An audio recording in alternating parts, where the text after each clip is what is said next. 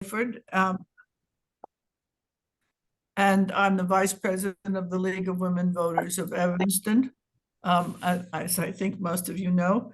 I'm happy to welcome to you today to a program sponsored by the League, providing us with an opportunity to learn more about an important Evanston resource, Mary Lou's Place, a women's shelter provided by the YWCA, Evanston Northshore.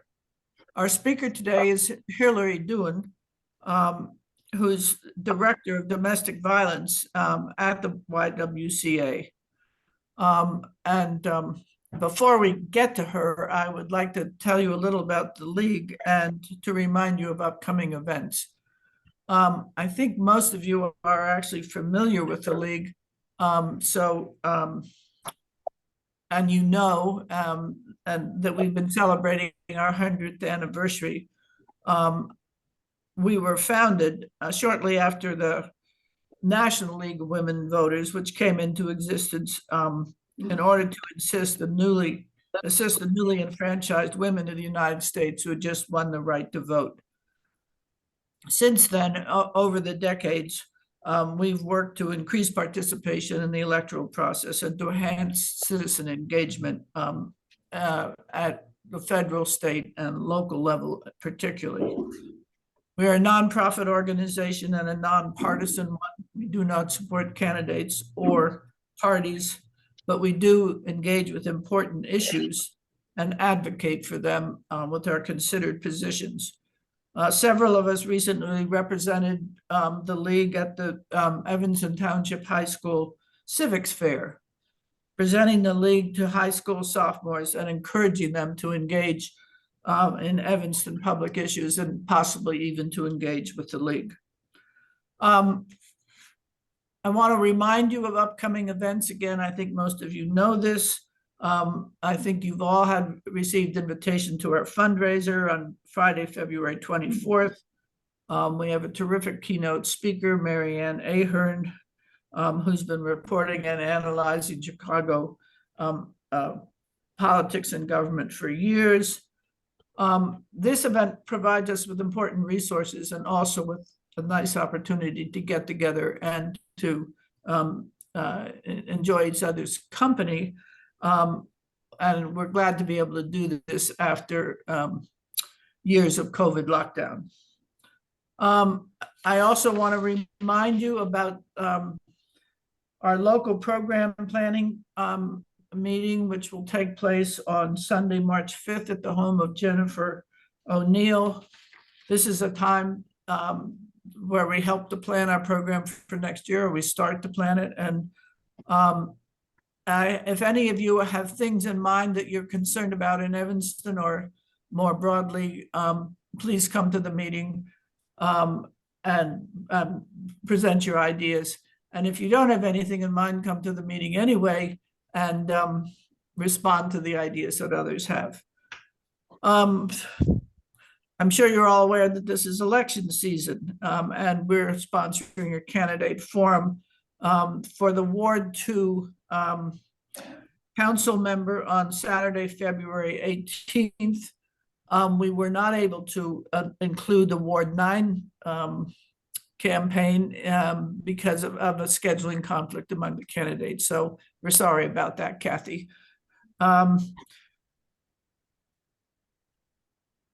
Now, I think it's time to turn to our speaker and the important story that she has to tell. Our speaker will be introduced by longtime League member, civic activist, and supporter of Mary Lou's Place, Sue Calder. Sue will guide the conversation. I guess we're all on mute, and please stay on mute during the conversation. The session will be recorded, so you can watch it later or you can direct others to it. We expect to have time for questions, so please put any questions in chat. And so I'll turn this over to Sue Calder, who will introduce our speaker. Thanks for being here. Thank you. As Betty mentioned, Hillary Douin is the Director of Domestic Violence at the YWCA Evanston Northshore. She's a licensed social worker and psychotherapist who has worked at the Y since 2018. She has extensive experience working with adult, adolescent, and child survivors of domestic violence, sexual abuse, and other forms of interpersonal trauma in Chicago, New York City, and more than 2 years as a children and family social worker in Kent County, England. Hillary has an impressive resume. She graduated from Northwestern with a degree in English and Classics, which included a study abroad semester at the University of London. She then received a Master of Science degree in Clinical Social Work from Columbia University, after which she pursued 4 years of study at the Sensory Motor Psychotherapy Institute. She has also completed a 2-year program of nonprofit management at the Kennedy School of Government at Harvard. And a little bit, before we get to Hillary, a little bit about the Evanston YWCA, Evanston Northshore. The YWCA in Evanston has operated for nearly a century. It provides emergency shelter and longer-term housing for survivors of domestic violence and their children, as well as other services, including counseling and employment assistance. The YWCA is a social justice organization that works to strengthen families and build just communities through racial justice and civil rights, economic employment of women, and health and safety for women and girls. And for those of you who aren't familiar with the YW, it also has a fantastic competitive swim team. So now going to Hillary, I'm going to start with a really easy question. The shelter's named Mary Lou's Place. Who's Mary Lou?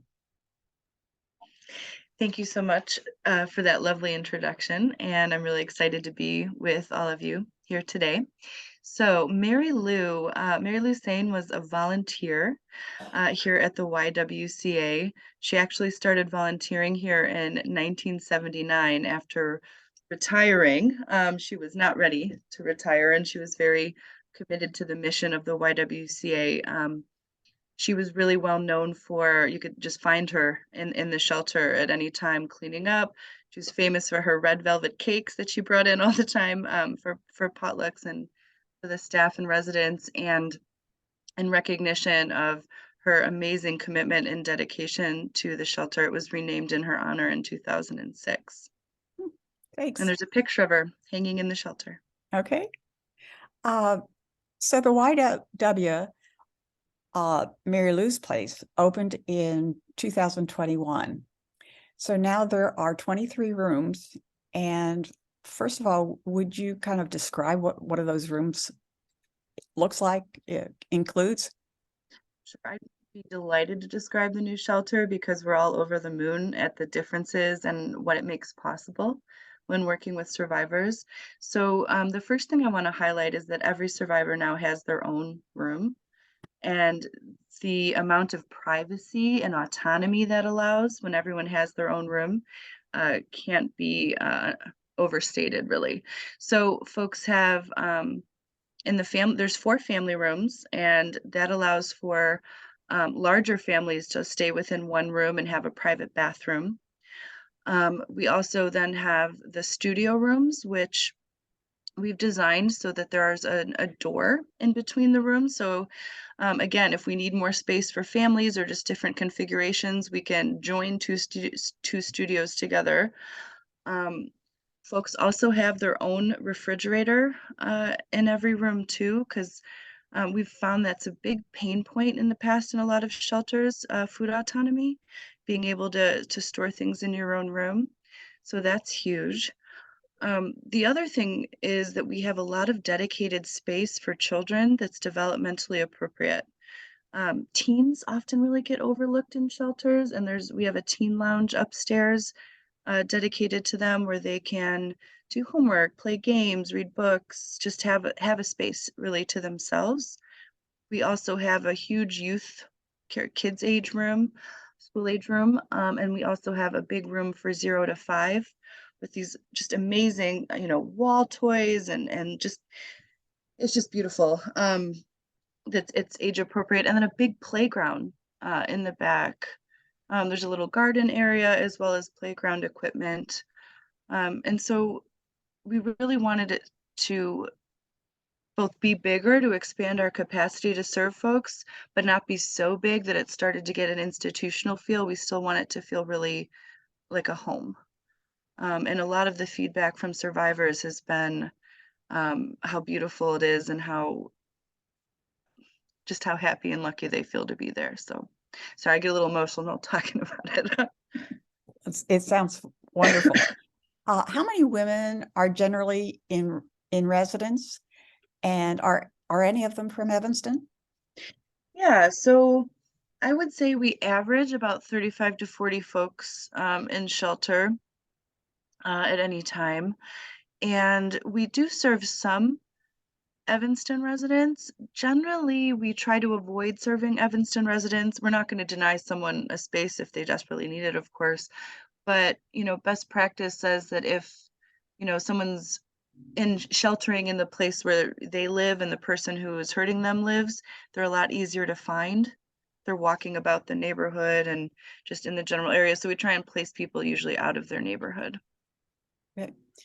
I assume that there's a waiting list. How long is the waiting list, and how long does someone take to get off the waiting list and into the shelter?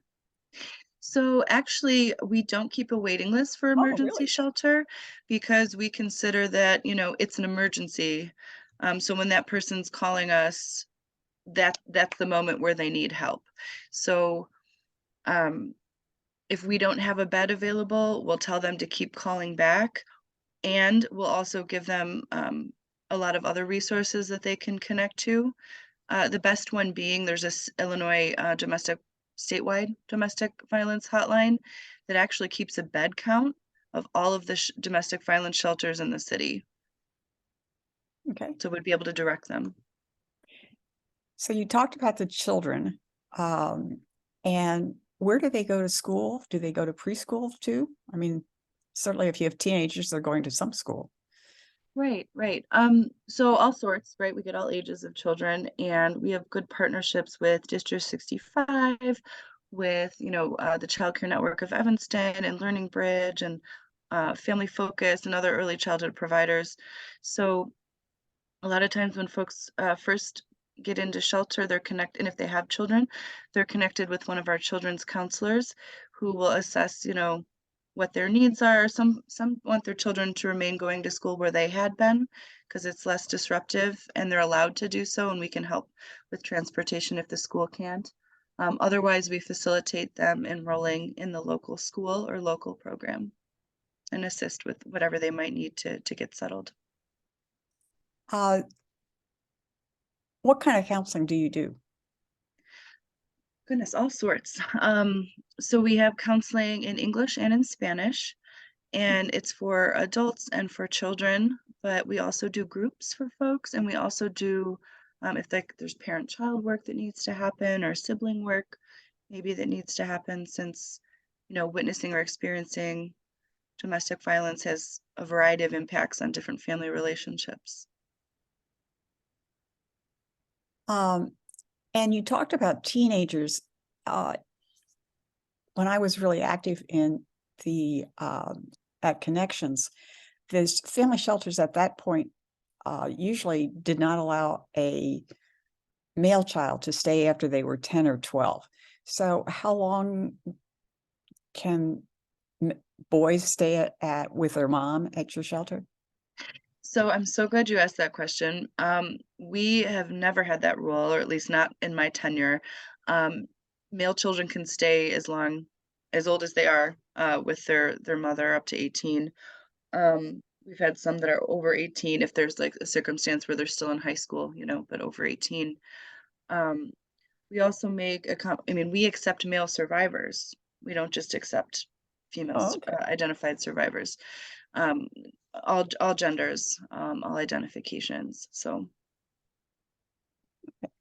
I was going to ask about what happens with male survivors. So that's a good point. When I moved to Asbury Avenue, which is, I'm a few blocks from you, no one talked about a battered women's shelter in Evanston. I mean, but you knew where it was if you were kind of in the area, and you certainly could take diapers or used clothing type of thing, and you would just kind of drop them off at the desk and say, I think you might have a use for these. But now you're blatantly on Ridge Avenue. So what's changed? I don't think much has changed other than the fact that it's really hard to hide a large scale construction of a new building. And, we generally, as a domestic violence department, don't talk about, and identifying where the shelter is to our community partners. We'll say it's local to Evanston. We ask that folks staying in the shelter don't identify, where they are, to anybody, family members, friends, their partners, that they might still be in contact with. But I think it's like a not well kept secret, right? That it's located where it is, but we still try and keep it as confidential as we can. Okay, let's switch over to the people that you serve. And I know that HIPAA prevents you from revealing any background about specific individuals, but if you could give us like an overview of where the residents formerly lived, their average age, the age of the kids, you sound like they go from little ones to big ones. And what was their former income and the range of that income? Sure. I pulled a bunch of stats for all of you for the meeting. Because really it's interesting. I'm always like, I know this because I've been doing this work for so long, but whenever I look at the numbers, I'm always struck with how it really just domestic violence impacts everyone, regardless of identity, regardless of income, age, it's really interesting that way.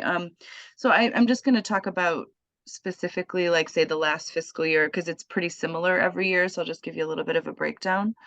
We served about 728 survivors and children. Wow. And as national statistics will tell you, 88% of those were women, but about 12% were men, across programs. And then a very small percentage identify as other things like, transgender, non-binary, things like that. And the age range, again, very spread out. I would say the largest percentage is 35 to 44 at about 26% of folks fall in that age category. But we have 20% in 25 to 34 as well. So really there's a spread. There's a really, we see folks that are over 65. We see folks that are, 18 to 24. So really it's, we see folks at every age, and same with children. Lots of young children, lots of school age children, lots of teenagers. It's pretty, there's not one that age category that really stands out. It's pretty even. And I would say that's the same too with the race of folks that we see as well.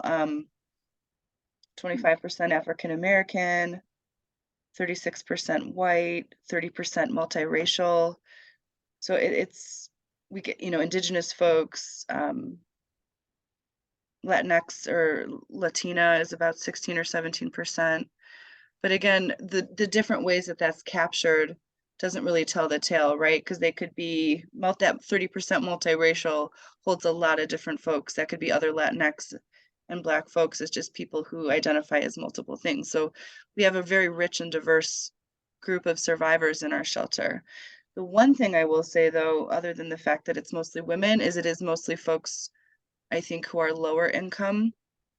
We do get some folks with higher income, but I will say that it's not that it doesn't impact people who come from higher income. They just sometimes have more access to resources or social capital to depend on, so that they don't need to rely on a shelter. Some do, of course, but I would say that's why you see fewer upper income folks in shelter. Okay. Uh, s- so the people, how long do the people stay at Mary Lou's?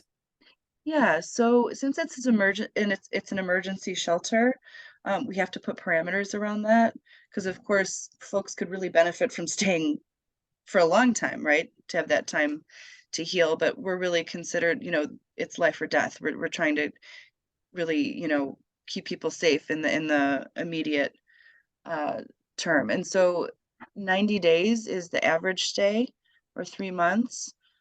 We do grant extensions sometimes if we really feel like a little bit of extra time is going to be a bridge to stability. For example, if someone has just gotten a job and needs a little bit more time, or they just identified an apartment and need a little bit more time before they can move in, things like that, because we know that that little bit of extra time is going to make a huge difference. So do you help them get apartments? So we actually have a housing case manager and other domestic violence case managers on the staff, whose job is it to help people identify resources. There is a national and local housing crisis, so it's really scarce, and particularly, Evanston can be really difficult to identify affordable housing. But yes, we help people locate resources and work with housing agencies, find apartments, find jobs, all that. Um, and as you mentioned, 90 days is kind of a short time. Uh, so do you provide counseling after people Oh, leave? yes, absolutely. The only thing that's 90 days is the shelter stay. There's no real time limit on counseling services, so they could still, or case management, or any of the other resources we might provide, financial assistance, things like that. Okay. And Hillary has a cough. It's been ongoing, so that's why she's drinking and coughing. What percent of the people that stay at Mary Lou's are successful after they leave, or unsuccessful, or either way? See, that's a very interesting question, because it depends on how you define success. And each person, we believe in a very collaborative model. They are the expert on their own lives. We have some knowledge and resources. And so when we meet with them, we develop a service plan with them where they identify what goals they want to meet.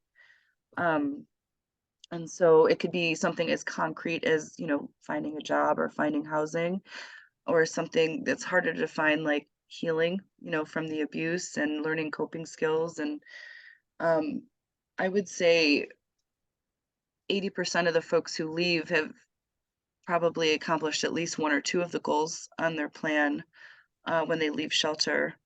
A lot of them need, like you say, longer than 3 months. So we keep working with them past that to work on their goals. Yeah. And I would say the biggest success is the healing piece, because we have less control over what resources are out there, but we have more control over how we support them emotionally. On the YW's website, it states that you provide violence prevention training. What exactly is that, and how does it apply to your clients? So I'll start with your last part first. So we provide, one of the biggest pieces of what we do for each survivor is provide domestic violence education on a one-to-one basis. When a lot of survivors come to us, they don't identify as a survivor or a victim. They don't want to say that they've been abused, and they intimately know the dynamics, but no one's ever sort of stepped back and sort of talked with them about how to name their experience, that they're not alone, and that it's not their fault, all of those really important key concepts. So each person has the opportunity to have individual and group domestic violence education on a variety of topics. Currently, I think we have healthy relationships, self-care. We have a parenting group called the Enchanted Hour, which is beautiful. So there's just all sorts of opportunities for them to receive education.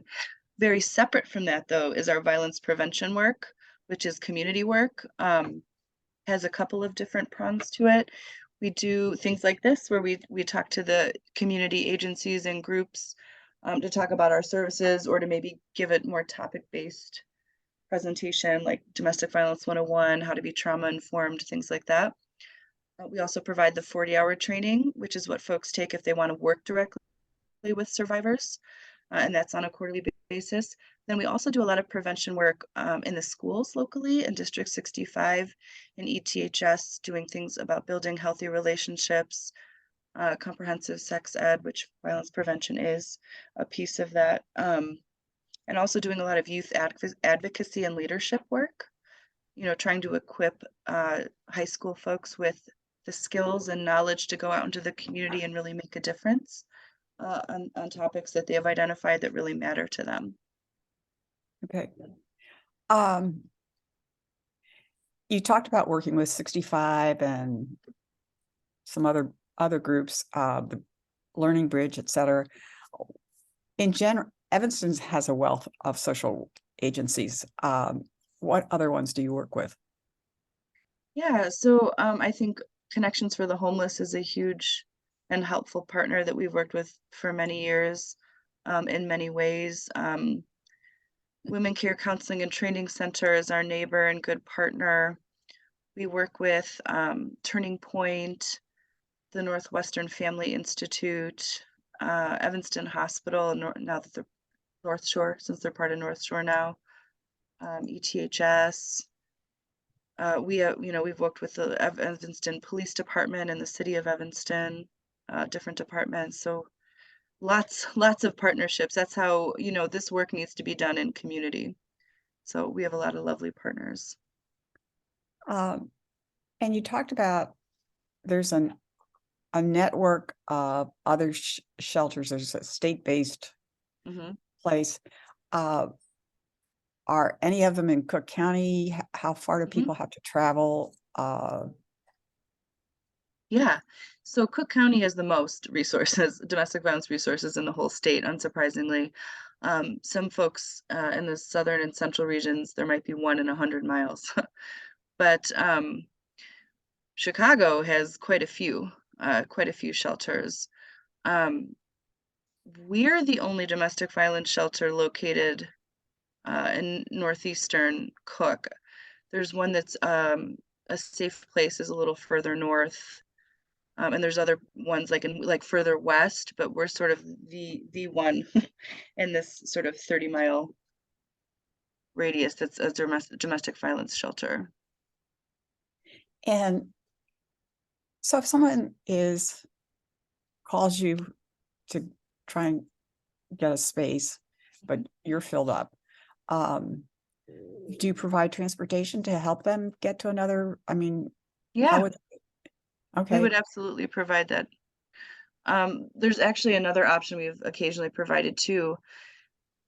Probably won't last forever because it came out of COVID, but hotels have been utilized quite a bit as emergency housing during the pandemic, as shelter capacity has been reduced to prevent the spread of COVID, and that's been a good option. And so there's been funding for that. I imagine that funding is not going to be forever. One of our sources just ran out in December.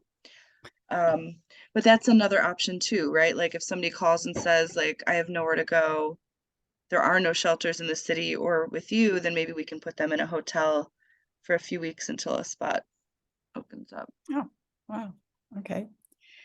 So we've gotten some questions from people in the audience, and I encourage you to keep sending them in. One of the first was, what's your funding model?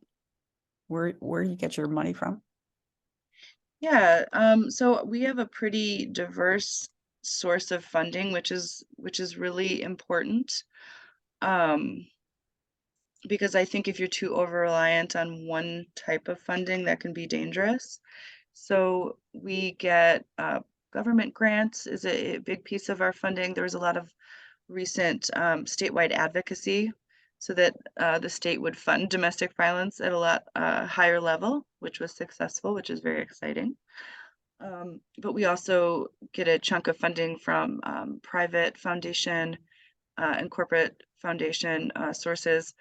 And then we have a big piece, which is, philanthropy, major donors, individual gifts, and we have a small piece that's fee for service.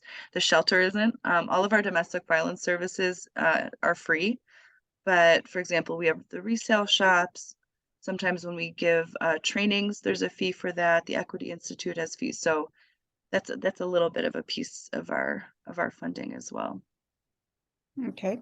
And let's talk about the size of your staff and what kind of skills they have. I mean, you've mentioned a variety of services. Yeah, my favorite thing about the YWCA is the people that I work with, both in my department and out of it. We have the largest department here. We have about 35 folks and very diverse backgrounds. We have therapists and counselors. We have case managers. We have residential and crisis support specialists that work in the shelter 24 hours a day, so 7 days a week. We also have legal advocates. We have prevention education specialists. We have youth advocacy coordinator, so there's just, what's the easiest way to do it? There's the 3 different sort of buckets, which is the prevention services, the intervention services, and then services with those who harm. And so there's teams, different teams within intervention, but then there's only one team for prevention, one team for those who harm. So we have a lot of diverse skills, lots of social workers and counselors and human service workers, and just a wealth of knowledge and experience, and a very diverse staff too, in terms of background and identity. Okay. Just a more practical kind of thing. People have refrigerators in their rooms. Mhm. Do they eat in a community setting? Yeah, so we have a dining room that's available. I have to tell you, it was very interesting reopening a new shelter during a pandemic. And, because it's one thing to come up with all the new policies for the shelter and another to come up with all the new temporary policies for COVID as well. And so we had always wanted refrigerators in the room, but we did encourage folks to eat in their own rooms during the pandemic when the shelter was open, to promote social distancing. But we have reopened the dining room. We have a lovely commercial grade kitchen and big dining room and big lounge in the shelter for residents. And how did COVID impact your work? Whew, gosh, I became the director in the middle of the pandemic. So I took over 3 months into the pandemic. My incredible predecessor, it just worked out that way. Just got a job opportunity elsewhere. But it was interesting because survivors needed more support than ever. Because as you might imagine, sheltering in place with somebody who's causing you harm caused a lot of escalation, a lot of stress that caused escalation, and it was a lot harder to get the privacy to make a call to a hotline, or how do you leave the house if you're not, make a pretext to leave the house if you're supposed to be sheltering, in place. So I find that we did see a reduction in folks reaching out at first because it was so difficult to do it safely. The folks we already were working with needed so much more support. They wanted to talk multiple times a week. And in terms of the economic impact, so many people lost their jobs or had reduced hours and had a huge, financial need of support from us. Interestingly, the one program that shot up is the legal advocacy program. Just saw a ton of folks reaching out for support. Pardon me. But we're starting to see the numbers, as not out of COVID, but as things change, we're seeing a lot more folks again. The numbers are going back up of who can safely access our services. And I think you kind of mentioned that you work with people that were creating the violence at their homes. What does that consist of? Yeah, I would love to talk about that. So it's called Alternatives to Violence. And the technical term is a PAPE program, which stands for Perpetrator Abuse Intervention Program. And there's a mandated state curriculum that's 26 weeks. It's a group. And we have, you can be groups for all sorts of folks, but we have groups for men. And I think it's really vital, because if you're going to end gender-based violence, you cannot miss that piece. You have to be working with the folks who are causing the harm as well. And you have to be thinking about, why do people cause harm? What are all the different reasons, social, environmental, personal, psychological, that are contributing to folks choosing this?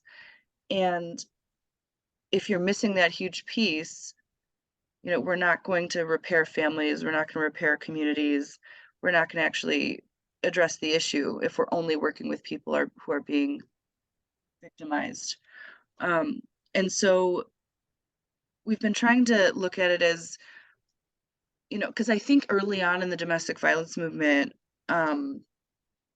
there's, rightfully so, there still is a lot of anger towards those folks, a lot of disdain for working with those folks. And so we're trying to move to a model where we want to be trauma informed, working with them as well. Like, here's how you identify your feelings. Here's how you regulate them. Here are the things in your life and in your childhood that may be impacting your current behavior. This is what accountability looks like. Because we want to be kind and understanding, but also very firm about them, being able to identify like what they did that was wrong and how they're going to change their behavior going forward and provide that support. We're going to be expanding that program, which is really great. We're hiring a manager for that program right now. And really want to look at sort of aftercare, I guess you'd call it, once they've completed the group. Actually, I'm really proud of this. Folks who complete the group, because usually it's people who are mandated to come, who are there, the court will mandate them to attend. There's a small percentage who refer themselves. A lot of people will come back. They'll just keep coming, because they say, this is the only place where I feel supported and able to talk about this. So there's a real need for these services. And then how many families reunite? Reunite? Oh gosh, I don't think I have statistics on that. It's a total recovery for both sides, right, to really get back together. It's a great dream of mine to do family-centered work. It's not safe to do like couples counseling while this is going on, because it's not safe for the survivor. But looking at statistics for those who harm, if they're engaging in services and they're actually engaging, there is a chance for change. It's just that the folks we are seeing in our program is such a small percentage of the folks who are causing harm, right? And so it's probably a pretty small percentage, because these services aren't widely available. People aren't utilizing them. But I see a future where the services increase and utilization increases, and we can work towards community-based support as well, because I think families want to stay together, and that is a possibility if people who harm do heal themselves, if they do take accountability. Okay. And then for the people that call in and want to join Mary Lou's place, do you screen them at all to find out what their situation is? Yeah, there's an assessment process. There's no eligibility requirement to come to shelter other than being a survivor. And so we'll do a little bit of support and assessment on the phone. They can tell as much or as little of their story as if they want to, but we just really want to sort of get a sense of what they're looking for. You know, how can we support you? What do you need? You're not alone. It's not your fault. You know, just some key sort of supportive concepts to help them get connected. So do some people call prior to their being ready to leave? Hmm. You know, they're experiencing this and what should they do about it type of thing? Yeah, absolutely. Absolutely. It's a real process to reach out for support for so many reasons. Um, and to leave. You know, I think the famous statistic is it's an average of 7 times before someone might leave an abusive situation for good. And there's a myriad of reasons why people stay and barriers, you know, to leaving. And so we get people at all points of their journey calling us for support. And it's really important to us that, you know, they know that we're here, they know that we're supportive. There's no forcing them if they're not ready. It's like, we're here when you are, or whatever type of support you need, we will provide. That's up to you, because it's re-victimizing to try and tell them what to do. That's what they're getting at home in their relationship already. And kind of switching gears here, someone would like to know what your role is in a day-to-day situation. Sure. I think that's changed over the years, but as we're so big now, we have so many programs. Um, there's just not enough of me to go around. And so actually we're going to be hiring an assistant DV director, which I am so excited about, because that person will be able to take on some of the day-to-day operations of a couple of programs so that I can focus upward and outward a little bit more. So I manage directly all of the managers of the different program areas and am responsible for like strategic program growth and budget management and um, community partnerships and all department shifts and things like that, grants, you know, strategic grant management and things like that. I'm a therapist in private practice still. That's how I stay connected to the work, because I really miss working directly with survivors if I didn't do that at all. And so I have very little contact with survivors in my current role, unfortunately, unless they have something that they're not happy about. Then it sometimes comes to me. I love what I do, though. Hope that answered I'm happy to answer more specific questions too. It's hard to like encapsulate it into Does one anybody have explanation. any more questions for Hillary? No? That Okay. was really helpful, though. Thank you. I learned so much today. Yeah, I mean, well, I did too, living just 3 blocks maybe from Mary Lou's place. I really never knew what went on. And when Karen Singer was a member of the Evanston Alliance on Homelessness, but because of limitations on what she can say, you know, we really never found out nearly as much. I mean, I think when we did a report to HUD at the end of the year and requested more money, about all we could say is how many people they worked with and how many beds they had. So this was extremely helpful for all of us in learning it. There's Thank something you. in the chat. Okay. There's something in the chat from Kathy Hayes. So my last actually question that I have is, what can we as the League of Women Voters and as individuals do to support Mary Lou's place? I love that question. My favorite first answer to that is as an individual, because whether you know it or not, you know a survivor. And I think we all need to always assume that when there's a survivor in the room, in the spaces that we're at. And so the way that we talk about domestic violence, the way we talk about gender, the way we talk about equity is so important because folks are listening all the time. And so I think that's number one. I think, referring folks to us is also great. Like if you do that, if that one feels you're a safe person and happens to disclose, letting them know that they're not alone and that there's resources out there is so crucial. I also think that there's a lot of further education opportunities that can be really interesting and exciting to learn more. We get a lot of people who want to do our 40-hour and who end up wanting to volunteer because they enjoyed it so much and are feeling like impassioned to do something about it. And there's a lot of different volunteer opportunities.